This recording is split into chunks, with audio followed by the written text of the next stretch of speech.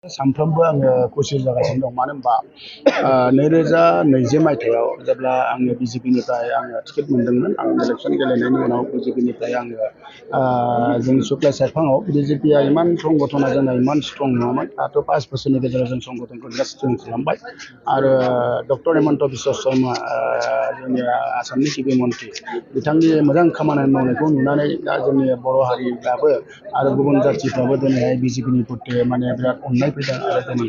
200 जननिबो बारा जोंनि सुक्लाय सेरफां बे मावखुलियाव दिनै जइन जादों आरो सानफ्रोमबो 200-300 जों गावनो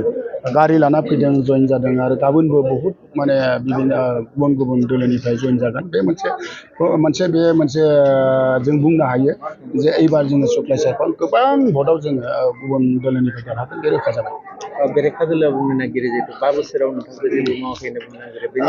बेरेखा दोलोआथ' दिनैहाय आंखौ मोजां मावदों होनबा बिसोरो भट बोरै मोनो दा मोजां मावाखैबा दिनैहाय किमान दोलो मानसि मानो रायजोआ मानो फैनो दा रायजोआ फैनाय माने मोजां मावदों थ' बेरेखा दोलोआथ' बेखौ बुंखानांगोन दे मोजां मावदों होनबा दा बिसोरजों सोर थानो बेनिखायनो बे बेरेखा दोलोआ बुंनाय बे राजनितिक डायलगसो बेयो दा रायजोआ मोजां मोननानै दिनै बिजेपियाव दोलो हाबनायानो जाहोना जाबाय आंनि खामानि मावनायखौ मोजां मोनदों आरो जोंनि आसामनि गिबि मन्थ्रि डक्टर हेमन्त बिश्व शर्मा बिथाङा जे दिनै गोरिबफोरनि जिखिनि खामानि मावदों बेखौ मोजां मोननानै दिनै जोंनि सुक्लाय सेरफाङाव आं नुदों थांनाय जोङो 2 खालाराव जोङो माने बिजाथि लाइजों होनो थांनायाव जों इमान माने 7,000नि जों टारगेट खालामदोंमोन जेराव गारि गंसे हरदों बे 2 गारिनि माने रायजो जोंनि बिजेपि सापर्टारफ्रा जमा जादों बेयावनो आं मिथिनो हादों एबार माने सुक्लाय सेरफाङाव माने गासिबो माने बिजेपिनिनो भट होनो थाखाय रेडि जानानै दं खालि समायखौल' नेनानै दं रायजो राजाया। थांनाय 5 बोसोराव जिहेतु नोंथाङा मा मावलांनो आरो फैबाय थानाय समाव जिहेतु मा हाबाफारिखौ लाबोनो आरो थांनाय 5 बोसोरनि गेजेराव गोबां खामानि मावदों दिनै सुक्लाय एरियायावनो गोबां बुङोबाथ' नोंसोरनो मिडिया हिसाबै नोंसोरनो मिथिगौ दिनै सुक्लायाव ITI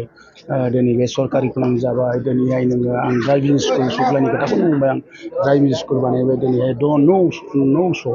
माने ड्राइभार दिनै आखाइनि बिद्दा माने ड्राइभार दिनै बास ड्राइभार फिसा गारि 4 साखा गारि आरो बेफोरखौ फोरोंनाय जादों 900 जन दा ओंखारगोन बे बोसोरसेनि गेजेराव आरो दिनैहाय बे एग्रिकालसार नलेज सेन्टार खाथिनि अफिसा बेखौबो आंनि दिनावनो बानायनाय जादों दा गोबां माने सुक्लायावनो दिनै पार्कखौ आङो माने समायना साजायना गोबां बाहेरानिफ्राय फैदों आरो बेबायदिनो गोबां दिनै मथुरि सुक्ला दैमा साइडआव मथुरि मावदों दिनै 17.5 किल'मिटार दा मथुरिया सेंसन जाबाय आरो कमप्लिटआनो जाबाय आरो दा मोनथाम मथुरि सेंसन जादों मथा मथि 28-29 किल'मिटार सुक्ला दैसा जि जोङो मथुरि जानो थांग्रा जानाय जाबाय गोबां सुक्ला दैमा जोंनि गुबुन हारि माहारि बिथांमोना गोबां दुखुआव दंमोन दा बे दुखुनिफ्राय एसेबाबो मुक्त खालामनो हाबाय आरो गोबां रायजो राजाया बिनि थाखायनो मोजां मोनदों आरो समस्या दं समस्या जोबाखै आरो बे समस्या थालांनाय समस्याखौ फैगोन बाराव आंखौ मावनो थाखाय रायजोआ सुबिदा होनो नागिरदों बे मोनसे थार जाबाय। जिहेतु नोंथांनि बियाबाव दायो जोङो BPF UPL आरो कंग्रेसनिफ्रायबो बिजाथि दङ नोंथाङा सोरजों कन्टेस्ट होनो सानो आंथ' जि नुदों एबार माने थांनाय बारावनो बिजेपिया इमान संगठना इमान स्ट्रं नङामोन दा BPFआथ' थांनाय बाराव गणेश कसारिया 3000निबो खम मोनदों आंनिफ्राय बिजेपिनिफ्राय आंनिफ्राय 3000-300 एसेबांबा 3000निबो खम मोनदों बे आंनिफ्राय थ' 3000 आरो दिनैहाय माने UPPLआ मोनदों 1800 खम मोनदों आंनिफ्राय बिजेपिनिफ्राय 1800 मोननाया जाबाय बे मोनसे बिटिआर सुक्ति मोनसे जाथि सेन्टिमेन्टआव बर' जाथिया माने एसे माने 80% 85% होदोंमोन बेनिखायनो मोनदों दाथ' बे सेन्टिमेन्टआ गैला आरो एबार आं सानदों माने कन्टेस्टआ इमान माने खाथियाव थांनाय नङा आङो माने 6-7-8 हाजारसो भट आं सिगांबो देरहागोन होननानै आङो मोनसे रुप मोनसे बेखौ नुदों रायजोनि दोलो दा इमान हर जाबाय नोंसोरनाय अफिसाव इमान दोलो फैनानै गावसोरनो फैदों गारि लानानै गावसोरनो जइन जाफैदों आरो गाबोनबो गोबां दोलोनि फैनानै आंखौ खबर लागासिनो दं माने बिजेपियाव हाबगोन होननानै दा बेखौ नायोबा साननो हायो जे एबार सुक्लाय सेरफाङाव जों गोबां भटआव माने जों देरहानो हागोन। बुंनो थाङोब्ला सुक्लाय सेरफाङाव जिहेतु दायो जोङो जयनिं खालामनायनि जिहेतु कम्पिटिसन बायदि नुनो मोनदों बेनि सायाव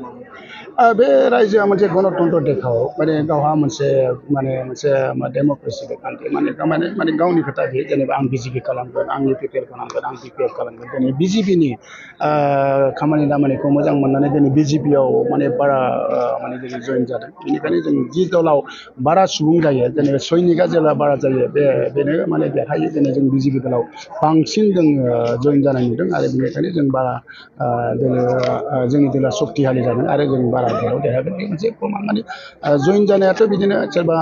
गणतन्त्रखौ जोङो सोरबा उमुखखौ मोजां मोनो सोरबा माबाखौ खिन्थु बिजेपि दलखौ बांसिन मोजां मोनो मानो होनबा बिजेपि दला रायजो राजानि गोबां खामानि मावदों बेनिखायनो दिनै बिजेपि दलाव बयबो दोलो दोलो फैनानै जइन जादों